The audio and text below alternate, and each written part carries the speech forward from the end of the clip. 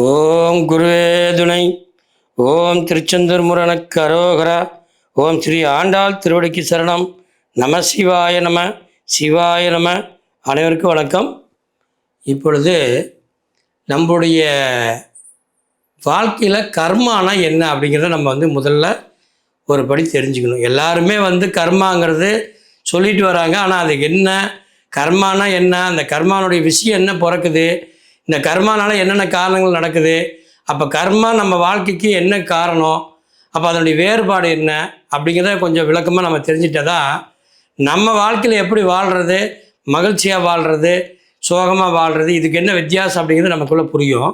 ஆனால் கர்மாங்கிற ஒரு டாபிக் எடுத்துட்டோம்னாவே பல கர்மாக்கள் இருக்குது. இப்போ கர்மான்னு சொன்னோம்னா ஒரு கர்மா ரெண்டு கர்மா அப்படின்னு சொல்லலாம். ஆனால் கர்மாங்கிறது ஒன்று, ஆனால் கர்மாவில் பலவிதமான கர்மாவாக இருக்குது. அப்போ எந்தெந்த கர்மா நமக்கு பயன்படும், எந்த கர்மா நமக்கு பயன்படாது. அப்போ எந்த கர்மாவை நம்ம பயன்படுத்தலாம், எந்த கர்மா பயன்படுத்தக்கூடாது, இதையும் நம்ம புரிஞ்சுக்கணும். அது மட்டும் இல்லை, வாழ்க்கையில் ஒவ்வொரு மனிதனுக்கு கர்மா வருமானம் நிச்சயமாக வரும். கர்மா இல்லாத இந்த வாழ்க்கை மனித பிறவி இல்லை. நல்லா ஒன்று புரிஞ்சுக்க. கர்மா நிரந்தரமாக இருக்கும் அப்படின்னா நிரந்தரமாக இருக்காது. கர்மா வரும் போகும், அதுதான் அதனுடைய வேலை. அப்போ கர்மாங்கிறது என்ன, இந்த கர்மா எப்படி உருவாச்சு, இந்த கர்மானால் எதெல்லாம் விஷயங்கள் நடக்குது, இதுக்குள்ளே எப்படி இதை கையாளுறது அப்படிங்கிற ஒரு மனசை தெரிஞ்சுக்க வேண்டிய மிக மிக முக்கியமான அவசியம். அப்போ கர்மான்னு சொல்கிறீங்களா சாமி, என்ன கர்மா அப்படின்னு கேட்டிங்கன்னா, கர்மாங்கிறது இப்போ நல்லா ஒரு சின்ன விஷயமா சொல்கிறேன்னே, கர்மாவுக்கு எது துணைக்கோள் அப்படின்னு கேட்டிங்கன்னா, சனியோட கோள் தான் துணைக்கோள். சனி பகவானும் கர்மாவும் எப்பயுமே ஒன்றா தான் இருக்கும். அந்த டச்சில் தான் நம்ம உடம்புல வேலை செய்யும். அதனால தான் 7.5 சனி, அஷ்டமச்சனி, பஞ்சமச்சனி, பாதச்சனி, ரச்சிச்சனி, கண்டச்சனி மாதிரி பல விதமாக சொல்லுவோம். அப்போ இந்த சனியோட பார்வையில் தான் கர்மா வேலை செய்யுது நல்லா.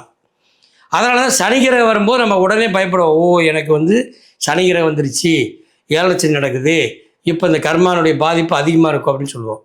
அப்போ இந்த கர்மானுடைய ரகசியம் என்ன அப்படின்னு பார்த்தோம்னா, நம்முடைய பிறப்புக்கு முன்ன பல பிறப்புகள் எடுத்தோம். அதாவது புல்லாகி புருடாகி பூச்சாகி மரமாகி செடியாகின்னு சொன்னோம், சிவபுராணத்தில் பாடியிருக்காங்க சித்தர்கள். அப்போ இதெல்லாம் பாடின வகையில் இந்த முதல் விஷயம் அப்படின்னு சொல்லும்போது புல்லுன்னு சொல்கிறோம் பார்த்தீங்களா, அந்த புல்லை முளைக்கிறதுக்கு காரணம் என்னன்னு கேட்டிங்கன்னா நீர். இந்த நீர் ஒரு சுட்டு இந்த பூமியில் இறங்கின உடனே பூமியினுடைய பக்குவம் மாறி மீண்டும் சூரியனுடைய ஒளி மூலமாக, காற்று மூலமாக, உஷ்ணத்தின் மூலமாகத்தான் இந்த கர்மா உற்பத்தி ஆகுது. அப்போ அந்த இடத்துல ஒரு ஆன்மா உற்பத்தி ஆகும்போது ஒரு உயிராக பிறக்குது. எப்படி? சூரிய ஒளி மூலமாக தான் ஒரு ஆன்மா உற்பத்தி ஆகுது.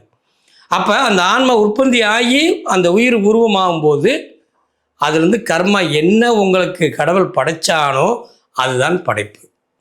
அப்போ அந்த படைப்புகளை வச்சு தான் நீங்கள் இன்றைக்கி என்ன பண்ணுறீங்க, உங்களுடைய வாழ்க்கையை செஞ்சிட்ருக்கிறீங்க.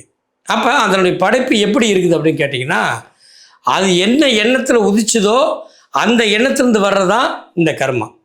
அப்போ ஒரு ஜீவனாக இல்லை, பல லட்சம் கோடி ஜீவன் ராசிகளாக நம்ம பிறப்படுத்துக்கிறோம். அப்போ பல லட்சம் கோடி பிறப்புகளை எடுத்து கடைசி பிறவி தான் என்ன சொல்கிறா, மனித பிறவி. அப்போ மனித பிறவியில் வந்தபடினால மறுபிறவி உண்டா அப்படின்னா நிச்சயமாக உண்டு. இந்த மறுபிறவின்னு சொல்லக்கூடியது எப்போ அப்படின்னு கேட்டால், நீங்கள் உங்களுடைய ஆன்மாவை ஆழமாக புரிந்து கொண்டால் மறுபிறவி கிடையாது. ஆனால் உங்கள் ஆன்மாவை பற்றி உங்களுக்கு தெரியாமல் போயிட்டா நிச்சயமாக மறுபிறவி நீங்கள் எடுப்பீர்கள்.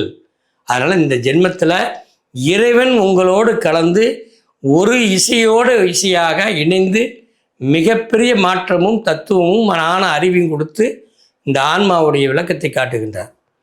அப்படிப்பட்ட காலகட்டத்திலே உங்களுடைய ஆன்மாவை நல்லா புரிந்து கொண்டு உங்களுக்கு பிறவியில்லா பெருங்கடன் அப்படின்னு சொல்லுவது போல உங்களுடைய பிறவி இல்லாத வாழ்க்கையை பெறுவது தான் மிக மிக முக்கியம்.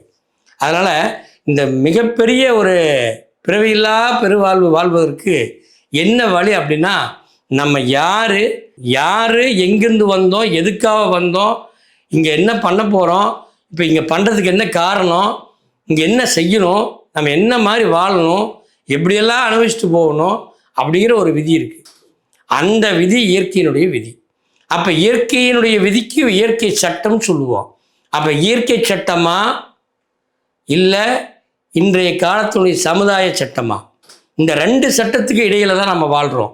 அப்போ சமுதாயத்துக்கு கட்டுப்பட்டாகணும், இயற்கையோட சட்டத்துக்கு கட்டுப்படணும். இந்த 2க்கும் சொல்லும்போது தான் நம்மளுடைய மனித உடலில் மனம்னு ஒரு வேலை செய்யுது, புத்தின்னு ஒன்று வேலை செய்யுது. அப்போ ஆண் பாதி பெண் பாதி, சிவன் பாதி பார்வதி பாதி அப்படின்னு சொல்லுவோம். அப்போ எல்லாமே 2 வகையாக தான் இங்கே இணையுது. அப்போ இந்த 2 வகையை 3 வகையாக சேர்ந்து 3 பாகமாக செய்யக்கூடியதான் இந்த உலகம். அப்போ இந்த உலகம் எப்படி இயங்குது? ஒரு அதிர்வு, ஒரு சவுண்டு, ஒரு ஒளி மூலமாக இயங்குது. அப்போ இந்த 3 நாள் இயக்கம் என்பது மிகப்பெரிய ஆற்றல் ஆகும். அப்போ அதுதான் இறைசக்தி என்று சொல்லுகின்றோம்.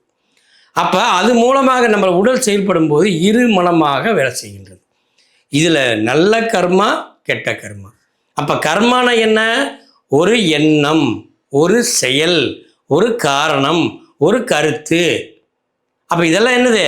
ஒரு தாட்ஸு, ஒரு படம், கண்ணுக்கு தெரியாமல் கண்ணுக்கு தெரிகிற ஒரு படம். தொட்டா தெரியாது, நிழல் மாதிரி, ஆனால் அது ஒரு படம், ஆனால் அது ஒரு கர்மா அப்படின்னு சொல்கிறோம்.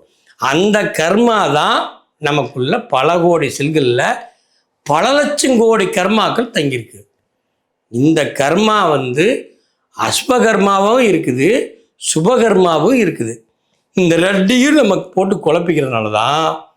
ஏன் குழப்பிக்கிறோம்? அங்கே எப்போ ஆரம்பித்தானோ அன்றைக்கு ஆரம்பித்தது தான் இன்றைக்கு வரைக்கும் சூரியன், சந்திரன், செவ்வாய், ராகு, கேது, குரு, சனி, சுக்கிரன் அப்படின்னு சொல்லக்கூடிய 9 கிரகங்களும் 27 நட்சத்திரங்களும் 12 ராசிகளுக்கும் அந்த கோட்பாடு தான் இந்த உலகம் இயங்குகின்றது. அது முறை பிரகாரம் தான் நம்முடைய உடல் இருக்கிற கர்மாவும் இயங்குகின்றது. அதனால நம்ம என்ன சொல்கிறோம்? ஜாதகம் எனக்கு பேசுது, ஜாதகம் கரெக்டாக இருக்குது, சொல்கிறது அக்யூரேட்டாக இருக்குது, எனக்கு அது மாதிரி தான் நடக்குது, எனக்கு இப்போ 7 லட்சம் நடக்குது, எனக்கு அஷ்டம், இதெல்லாம் சொல்லிக்கிறோம். அப்போ இதெல்லாம் உண்மையான உண்மைதான். சரி, இதையெல்லாம் உண்மைங்கும் போது அதுக்கு பேர் என்ன? விதின்னு பேர். அப்போ விதியோடு வாழணுமா இல்லை மதியோடு வாழணுமா அப்படிங்கிற நமக்குள்ள ஒரு முடிவு வேணும். விதியை மதியால் வெல்லலாம்னு சித்தர்கள் சொல்லிட்டு போயிட்டாங்க. அப்போ விதியை மதியால் வெல்லலாம்னு சொல்லும்போது மதின்னா என்ன, விதினா என்ன? விதி என்பது நடப்பது, மதி என்பது அதை மாற்றிக்கொள்வது. அப்போ மதியை மாற்றிக்கொள்வதற்கான என்ன ஒரு விஷயம் இங்கே இருக்குது அப்படின்னு கேட்டால், நமக்குள்ள மிகப்பெரிய பேரானந்தம் ஒன்று இருக்குது. இந்த பேரானந்தம்னு சொல்லக்கூடிய ரகசியம்தான் மதி, பேரறிவுன்னு சொல்கிறோம். அந்த பேரறிவு மூலமாக தான் நம்மளுடைய எண்ணத்தை மாற்றிக்கொண்டு நம்முடைய கர்மாவை சுபகர்மாவாக மாற்றி நம்ம வாழ்க்கையை சுபிட்சமாக வாழ முடியும். அதனால் இந்த கர்மாங்கிறது எத்தனை வகை, எந்தெந்த வகையில் கர்மா இருக்குது, இதனுடைய விளக்கம் என்னென்னு பார்ட்டாக நான் சொல்ல போகிறேன். நீங்கள் ஒவ்வொரு வீடியோவும் என்னை பாருங்கள். நிச்சயமாக கர்ம வினைகள் என்பது எப்படி நமக்குள்ளே வெளியேற்றுவது, சுபகர்மாவை எப்படி நமக்குள்ளே கொண்டு வருவது அப்படிங்கிற மிகப்பெரிய சூட்சமத்தை நான் அடுத்த வீடியோவில் சொல்கிறேன். நன்றி, வணக்கம்.